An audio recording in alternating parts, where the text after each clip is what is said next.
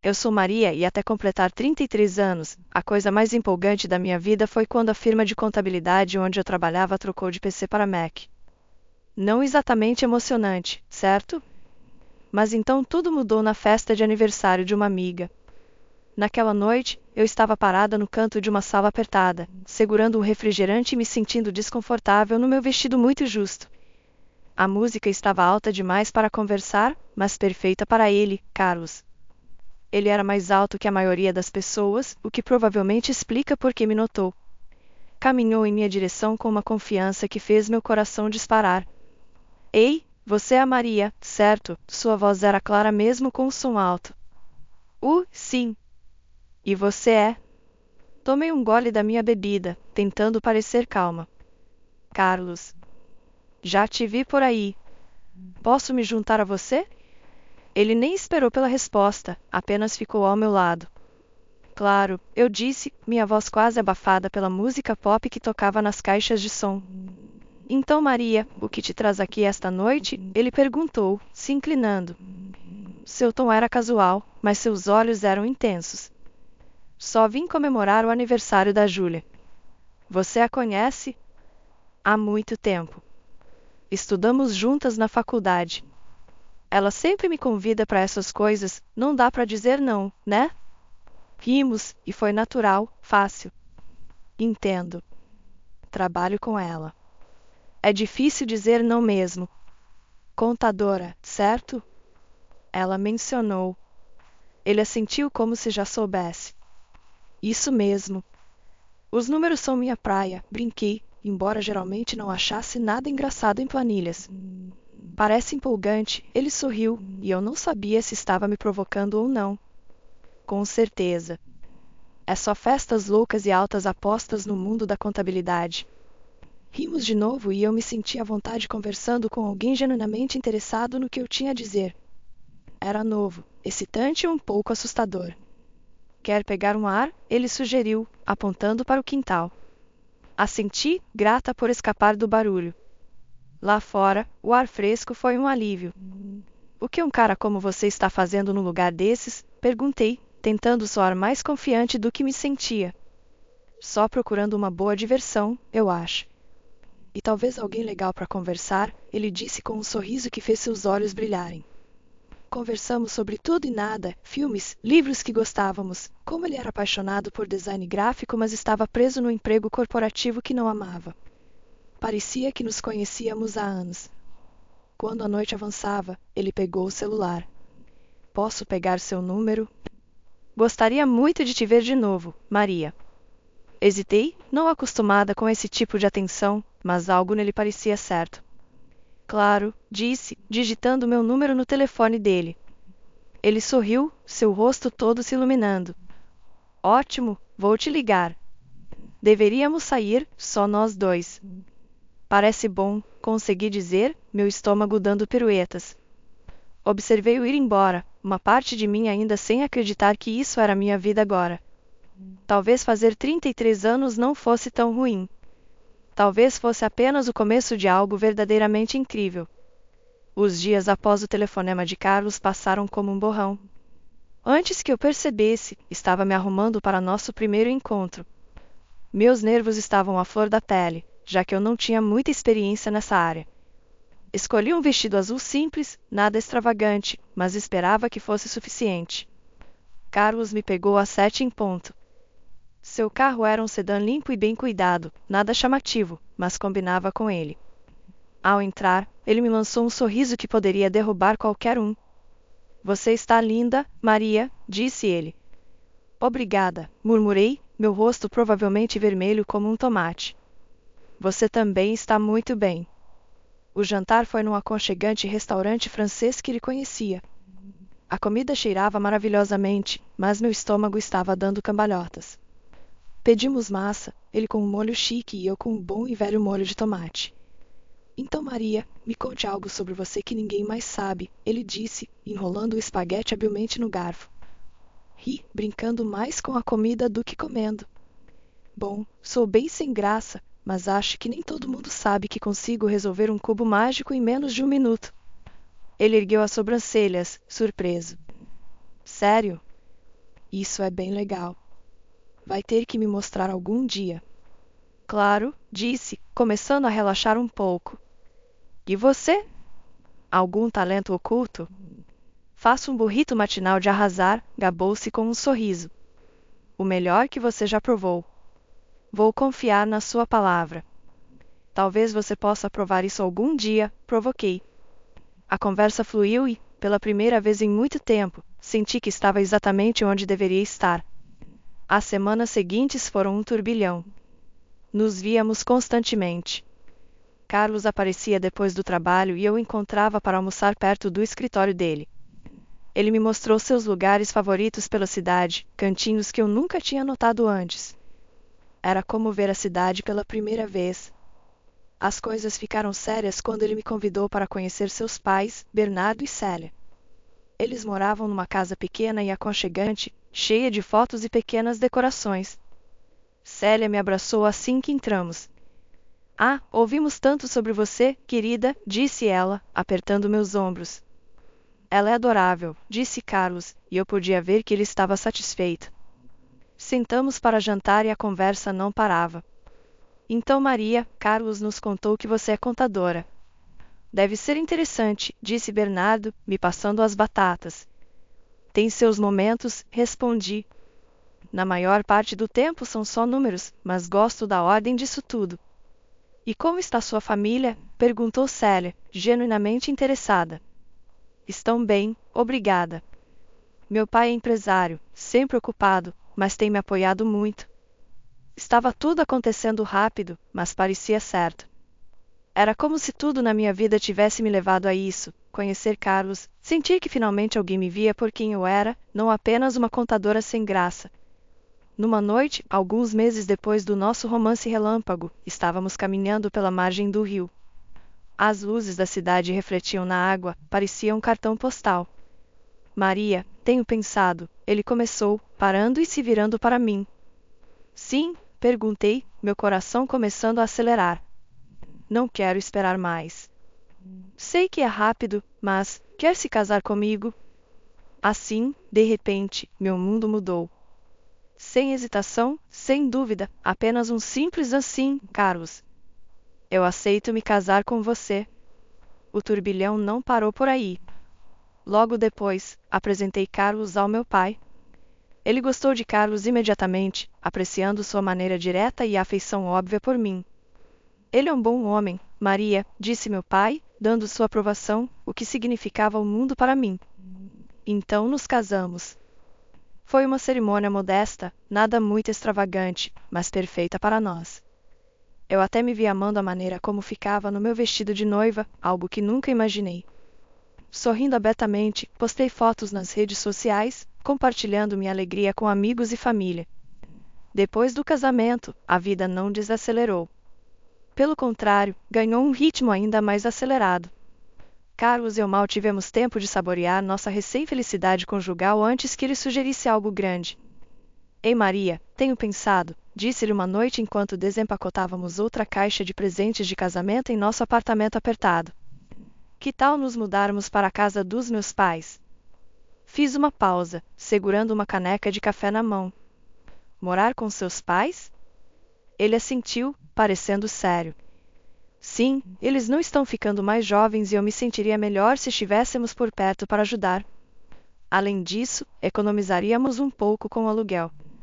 Fazia sentido, mas morar com os sogros? Isso era território de sitcom. Tem certeza de que eles nos quereriam lá o tempo todo?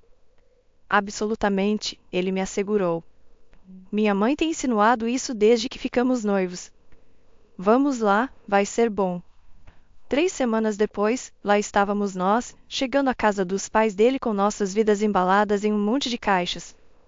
A mãe de Carlos, Célia, estava acenando da varanda antes mesmo de sairmos do carro. Oh, Maria, estamos tão felizes em ter vocês dois aqui, exclamou ela, me puxando para um abraço um pouco apertado demais. Bernardo, o pai de Carlos, deu um tapinha nas costas do filho. Bem-vindo de volta, filho. E você também, Maria. A casa era aconchegante, recheada de móveis que pareciam pertencer a um museu. Museu de 1973. Tentei manter um sorriso no rosto, mas já estava sentindo falta do nosso pequeno apartamento. Carlos percebeu minha hesitação. Vai ser ótimo, você vai ver, sussurrou enquanto carregávamos as caixas para dentro. Os primeiros dias foram um ajuste. Célia estava constantemente rondando, sempre aparecendo em nosso quarto para perguntar se precisávamos de alguma coisa.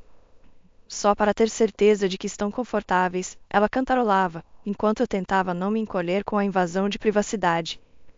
Uma noite, todos nos sentamos para jantar, Carlos, eu, Bernardo e Célia. A conversa era dolorosamente mundana até que Carlos soltou outra bomba. Então, a casa precisa de alguns reparos importantes, anunciou casualmente entre garfadas de bolo de carne. Engasguei com o purê de batatas. Reparos? O telhado está uma bagunça e o encanamento é da Idade das Trevas, disse ele. Bernardo assentiu solenemente. Estávamos pensando, continuou Carlos, evitando meu olhar, que talvez todos pudéssemos contribuir com os custos. Olhei para Célia, que de repente estava muito interessada em seu prato. Todos nós? Bem, acabei de receber um corte no salário no trabalho, Carlos murmurou, então estou um pouco apertado no momento. Aí estava. Senti um nó se formar no meu estômago. Vou ver o que posso fazer, consegui dizer, embora quisesse dizer muito mais. Célia se animou, lágrimas brotando em seus olhos. Oh, Maria, isso seria tão útil. Você é um anjo. As semanas seguintes foram um borrão de empreiteiros e reparos. Eu assinava cheques e sorria por entre os dentes cerrados enquanto Célia se derretia sobre como a casa estava ficando maravilhosa. Bernardo me deu um tapinha nas costas. Você é realmente parte da família agora, Maria. Parte da família, claro. A parte que paga por tudo. Num dia particularmente exaustivo, após mais uma rodada de contas caras, me senti completamente esgotada. Desabei na nossa cama, exausta. Carlos entrou e sentou-se ao meu lado. Obrigado por lidar com tudo isso, Maria, disse ele, soando quase sincero. Tudo bem, menti, olhando para o teto. Só não percebi que seria tanto. Ele apertou minha mão. Vai valer a pena. Isso é para o nosso futuro, certo? Nosso futuro, repeti, não tendo certeza de que futuro estávamos construindo. Enquanto eu estava ali, ouvindo a respiração constante de Carlos, não pude deixar de me perguntar se mudar tinha sido a decisão certa. Mas não havia como voltar atrás agora. Eu estava nessa até o pescoço e tinha que ver até o fim, custasse o que custasse. Depois das reformas, a casa ficou ótima, como algo saído de uma revista. Apesar do aperto financeiro, senti um pouco de orgulho ao olhar ao redor. Decidimos dar uma pequena festa para comemorar, só nós 4. Foi quando tudo tomou um rumo inesperado. Estávamos no meio do jantar, rindo e compartilhando histórias, quando Célia de repente ficou quieta. O ambiente ficou pesado de repente. Ela olhou para Bernardo, depois para nós, e seus olhos estavam marejados. Precisamos contar algo importante para vocês dois, disse ela com a voz trêmula. Carlos e eu trocamos olhares. O que está acontecendo? Perguntei, meu estômago se contraindo. Bernardo respirou fundo. A casa está hipotecada. Muito hipotecada. Devemos R$300.000 e o banco pode tomá-la se não quitarmos a dívida em 3 meses. Meu garfo caiu no prato. O quê? Quer dizer que todos os reparos que acabamos de pagar? Célia começou a soluçar. Estávamos envergonhados e achamos que poderíamos dar um jeito, mas depois das reformas e tudo mais, simplesmente não há como. Me senti como se estivesse num pesadelo ruim. Todo o dinheiro, todo o esforço, e era para uma casa que nem sequer estava segura. Então, o que vocês estão dizendo agora? Minha voz saiu mais afiada do que eu pretendia. Bem, Carlos começou, seus olhos evitando os meus, eu estava pensando que talvez, Maria, você pudesse falar com seu pai? Você está falando sério, retruquei, minha voz se elevando. Pedir R$300.000 ao meu pai? É só que, depois da ajuda dele, a casa estaria segura para nós, para o nosso futuro, Carlos implorou. O choro de Célia ficou mais alto, me fazendo sentir como a vilã nesse drama maluco. Por favor, Maria, ela soluçou, é o nosso lar. Passamos décadas nesta casa. Eu estava furiosa, mas as lágrimas e os apelos me desgastaram. Vou pensar no assunto, finalmente murmurei, me sentindo encurralada. No dia seguinte, liguei para meu pai, explicando hesitantemente a situação. Para minha surpresa, ele concordou em ajudar, mas com uma condição. Darei o dinheiro, Maria, mas apenas com um acordo formal. Um recibo. Quero tudo documentado. Quando contei a Carlos sobre a condição do meu pai, ele não ficou feliz. Por que tem que ser tão formal? Ele não pode simplesmente confiar em nós? São 300 mil reais, Carlos. É muito dinheiro, e ele só está sendo cauteloso, argumentei, sentindo a distância entre nós aumentar. Ele terá a papelada dele, Carlos resmungou, claramente irritado. A papelada foi elaborada e o dinheiro foi transferido. Célia e Bernardo ficaram aliviados, me agradecendo constantemente, mas o ar entre Carlos e eu havia mudado. Havia uma frieza que não existia antes. Justo quando eu pensava que minha vida não poderia ficar mais sombria, a tragédia bateu à porta. Maria? É a Carla dos Santos, a voz dela veio pela linha, trêmula e embargada. Seu pai, ele teve um ataque cardíaco. É grave. Meu coração caiu no estômago. O quê? Como ele está? Ele não resistiu, querida. Sinto muito. O telefone quase escorregou da minha mão. Não, não pode ser verdade, murmurei, entorpecida. Desliguei e me virei para encontrar Carlos parado na porta. O que houve? Ele perguntou, sua voz baixa.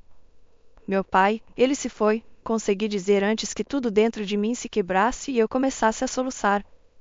Carlos se aproximou e me abraçou, mas era como ser abraçada por um estranho.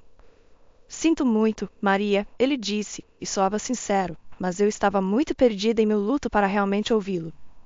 Exausta após outro longo dia de planejamento do funeral e de lidar com o cartório, cheguei em casa mais cedo do que o usual. Esperava que a casa estivesse silenciosa, mas ao inserir minha chave na porta da frente, ouvi vozes vindas da sala de estar. Era Carlos, seu tom pingando frustração e desgosto, falando com seus pais. Não aguento mais isso. Viver com ela está me deixando louco. Ela é demais, Carlos reclamava. Sua mãe, geralmente tão doce e compreensiva, respondeu num sussurro severo. Você tem que aguentar um pouco mais, Carlos. Precisamos descobrir o que fazer com aqueles recibos que o seu sogro deixou. Maria os tem agora.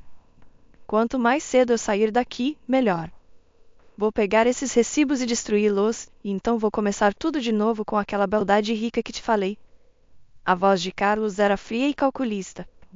Senti um arrepio descer pela minha espinha. Aqui estava eu, de luto pelo meu pai, enquanto as pessoas em quem eu pensava que podia confiar tramavam pelas minhas costas. Percebi que a família com quem eu vivia estava conspirando contra mim. Eles não eram a família amorosa que eu pensava ter me casado. Em vez disso, me viam como uma maneira de resolver seus problemas financeiros. Raiva se misturou com choque, mas eu sabia que precisava manter a calma. Então, bati a porta com força, como se tivesse acabado de chegar, interrompendo seus esquemas. Oh, Maria, você voltou cedo. Como foram os preparativos para o funeral? A voz de Célia mudou instantaneamente para uma de preocupação, seus olhos arregalados com falsa inocência. Forcei um sorriso, meu estômago revirando. Está tudo se encaminhando, obrigada por perguntar. Enquanto eu falava, pude ver os olhares rápidos que eles trocaram entre si, seus rostos uma máscara de falsa preocupação.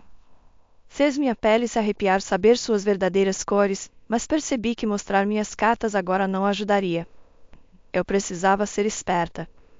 Precisava proteger o que era meu e possivelmente até conseguir alguma justiça por seu engano. O funeral foi sombrio, o ar pesado com pesar e condolências murmuradas.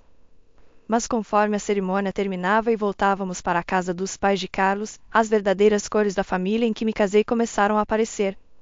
Enquanto nos reuníamos na sala de estar, bebericando café morno, o comportamento de Carlos mudou. Sua fachada geralmente charmosa desmoronou, revelando algo mais sinistro. Com uma risada fria, ele olhou diretamente para mim e soltou a bomba. Maria, arrume suas coisas. Você precisa sair. Eu tenho outra pessoa agora, alguém melhor.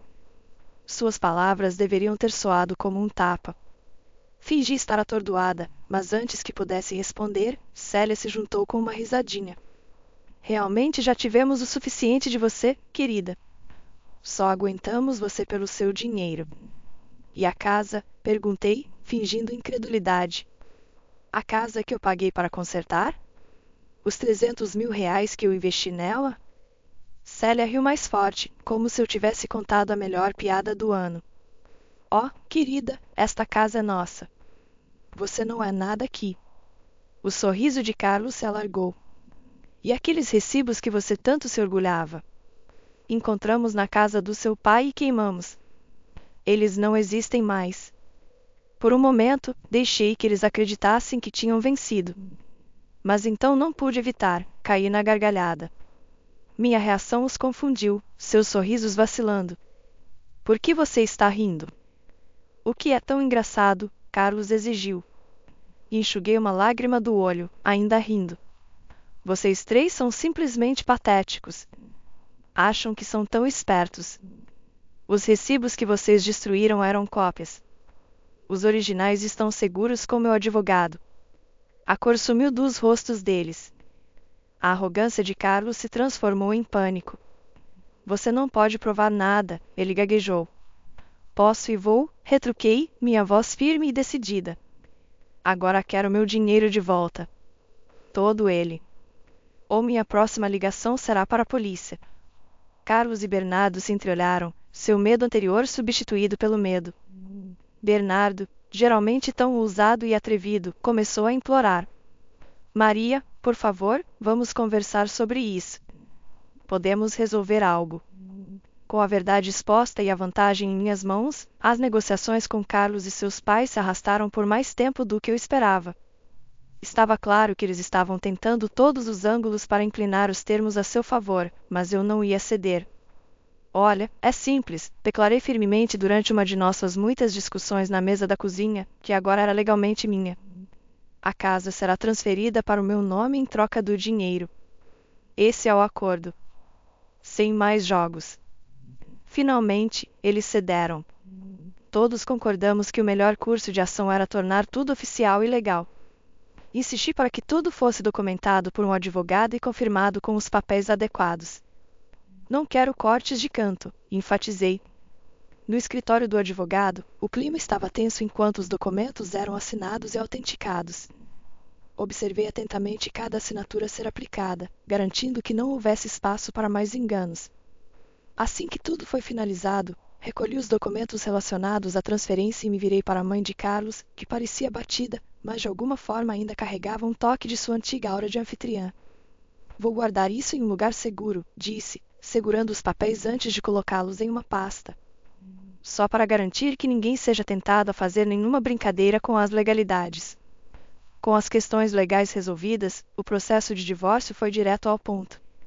Carlos estava quieto, sua arrogância anterior não estava em lugar nenhum à vista. Quando os papéis finais foram assinados, senti um peso sair dos meus ombros. Um capítulo se encerrou.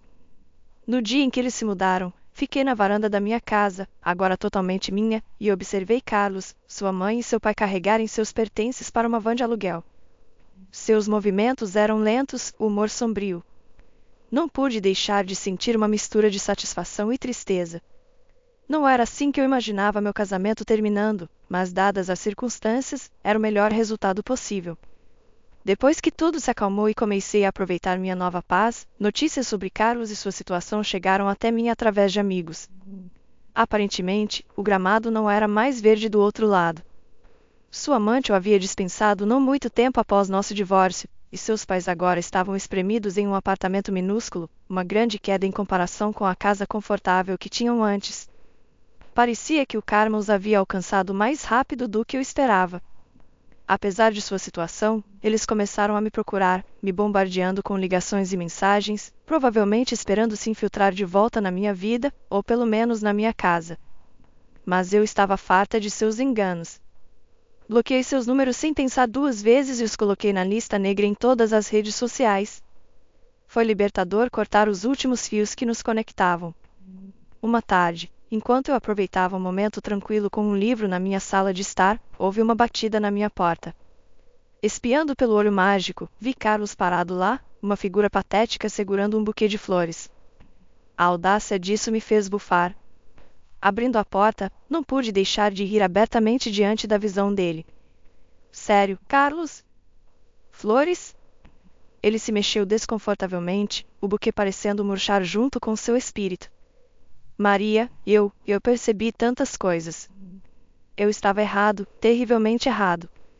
Lembra quando você me disse que eu te enojava? Interrompi, me apoiando no batente da porta, sem esconder minha diversão com seu desconforto. O que mudou, Carlos? Ficou sem opções?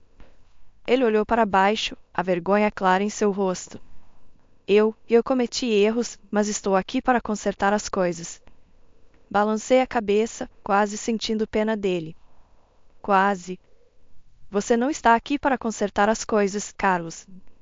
Você só está desesperado para voltar à sua vida confortável. Mas adivinha só? Essa vida não existe mais. Não para você. Seu rosto caiu e ele deu um passo para trás, como se minhas palavras fossem golpes físicos. Maria, por favor. Chega, cortei bruscamente. Quero que você vá embora. Não volte aqui. Acabou para sempre. Carlos ficou parado por mais um segundo, sua esperança visivelmente desmoronando. Então, sem mais uma palavra, ele se virou e foi embora, seus ombros curvados em derrota. Voltei para meu livro, sentindo uma sensação de finalidade e alívio. Sorri para mim mesma, sentindo o silêncio da casa me envolver como um cobertor reconfortante.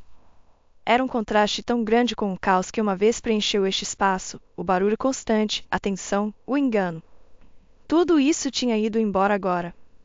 Finalmente pude respirar fundo sem o peso da preocupação no peito. Estava finalmente em paz, vivendo a vida nos meus termos. Olhei ao redor da sala, absorvendo a atmosfera calma. O sol entrava pelas janelas, lançando um brilho quente sobre tudo. Percebi o quanto eu amava esta casa agora que era verdadeiramente minha. As paredes, antes testemunhas de discussões e esquemas, agora pareciam ecoar com serenidade e contentamento. Pensei nos dias de turbulência e manipulação, lembrando como me senti presa. Carlos e sua família tinham tirado tanto de mim, tanto emocionalmente quanto financeiramente. Mas agora eles estavam fora da minha vida para sempre. Nenhum buquê de flores ou conversa mansa poderia mudar isso.